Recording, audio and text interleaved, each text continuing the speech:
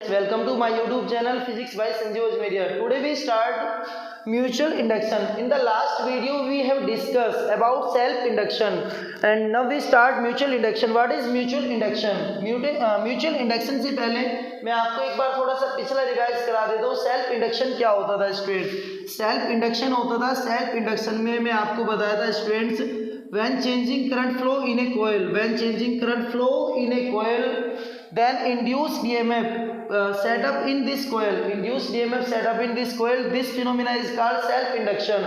यानी जिस कोयल में चेंजिंग करंट फ्लो करते थे उसी कोयल में इंड्यूस्ड EMF सेटअप हो जाता था. इस फिनोमिना को बोलते थे सेल्फ इंडक्शन. बट अब स्टार्ट कर रहे हैं स्टूडेंट्स म्यूचुअल इंडक्शन. और म्यूचुअल इंडक्शन क्या होगा इसको डिस्कस करते हैं. इन द म्यूचुअल इंडक्शन हम क्या करते हैं, टू कोयल को नियरेस्ट प्लेस करते हैं. कितनी कोयल्स को प्लेस करते हैं स्टूडेंट्स? टू कोयल को नियरेस्ट प्लेस किया और इसमें गैल्वेनोमीटर को कनेक्ट कर दिया, गैल्वेनोमीटर को. तो यहाँ पे देखते हैं students, when changing current flow इन, दोबारा रिपीट कर रहा हूँ, when two coil placed nearest to each other, when two coil placed nearest to each other and changing current flow in one coil, changing current flow in one coil, then induced EMF set up in other coil, induced EMF set up in other coil, this phenomena is called a mutual induction. When two coil placed nearest to each other and changing current flow in first coil, then induced EMF set up in second coil, this phenomena is called mutual induction. और इसके बाद start करते हैं students coefficient of mutual induction, coefficient of mutual induction. और इसको हम mutual inductance भी बोलते हैं. क्या बोलते हैं स्टूडेंट्स? और म्यूचुअल इंडक्टेंस. ये म्यूचुअल इंडक्टेंस क्या होगा इसको डिस्कस करते हैं. कोफिशिएंट ऑफ म्यूचुअल इंडक्शन और म्यूचुअल इंडक्टेंस. देखो students, let I1 current flow in primary coil, let I1 current flow in primary coil and number of turns in secondary coil N2 and magnetic flux pass through the each turn is φ2. मैं दोबारा repeat कर रहा हूँ, I1 current flow in first coil and number of turns in secondary coil N2 and magnetic flux pass through the each turn is φ2. Primary coil यानी first कोयल में हमने I1 current pass किया, secondary कोयल में number of turns N2 है और इसके each turn से जो मैग्नेटिक फ्लक्स पास हो रहा है वो φ2 है. Then flux linkage is directly proportional to flow of current in primary coil. Flux linkage of secondary coil is directly proportional to flow of current in primary coil. जो secondary कोयल का flux linkage होगा वो primary कोयल में flow of current के directly proportional होगा.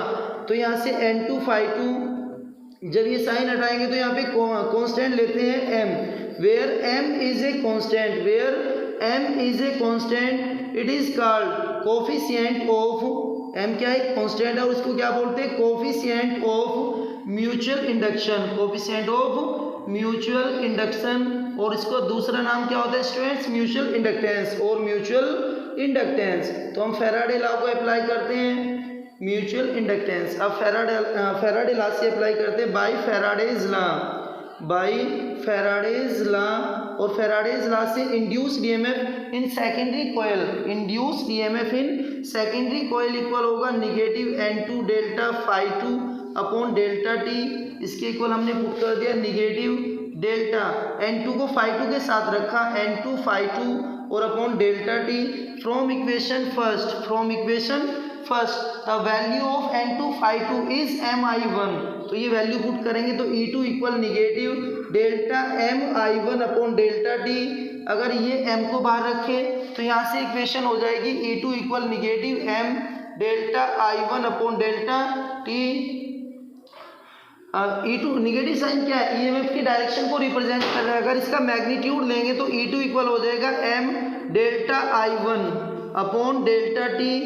इसकी definition हम यहाँ से बना सकते हैं, if delta I1 upon delta t equal 1 ampere per second, equal 1 ampere per second, then E2 equal, और ये हो जाएगा students m.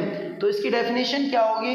If the rate of change in flow of current, if the rate of change in flow of current in primary coil is 1 ampere per second, if the rate of change in flow of current in primary coil is 1 ampere per second, then induced EMF in secondary coil, induced EMF in secondary coil is called mutual inductance. Induced EMF in secondary coil is called mutual inductance and the unit of mutual inductance is Henry. जो mutual inductance का unit होता है वो Henry होता है और ये unit क्या था, सेल्फ इंडक्टेंस का था. इसके बाद नेक्स्ट टॉपिक स्टार्ट करते हैं स्टूडेंट्स.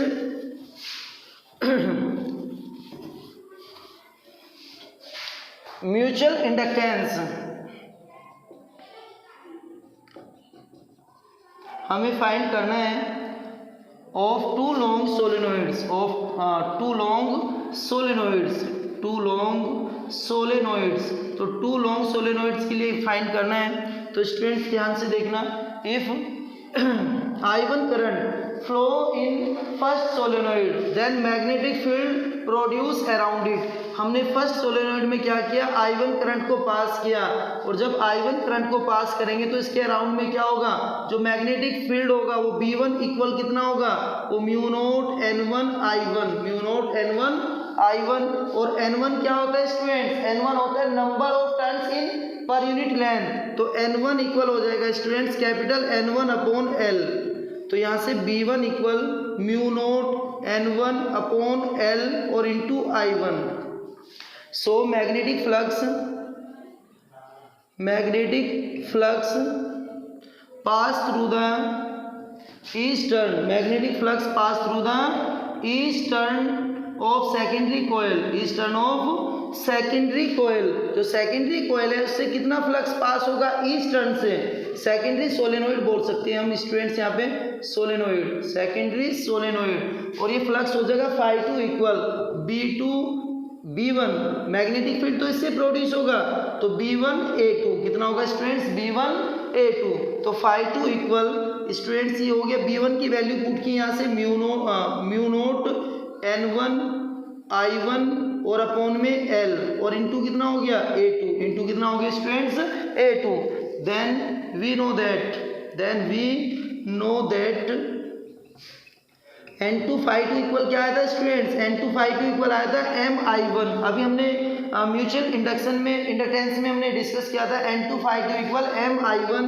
तो N2 और φ2 की वैल्यू पुट कर देते हैं यहाँ से mu naught N1 I1 A2 और अपॉन में क्या है, सपोज एरिया दोनों का सेम है. अगर एरिया और लेंथ सेम है तो यहाँ पे एरिया A रख सकते हैं हम. अगर एरिया दोनों का सेम है तो एरिया A पुट कर लेंगे और अपॉन में L और इक्वल हो जाएगा स्टूडेंट्स MI1. और I1 से I1 कैंसिल हो गया तो यहाँ से M की वैल्यू कितनी आ गई, M इक्वल हो जाएगा म्यू नोट N1 N2 और A upon L, mu naught N1 N2 A upon L. तो ये होता है सोलेनोइड के किसी भी लॉन्ग सोलेनोइड का क्या होगा, म्यूचुअल इंडक्टेंस. Okay students.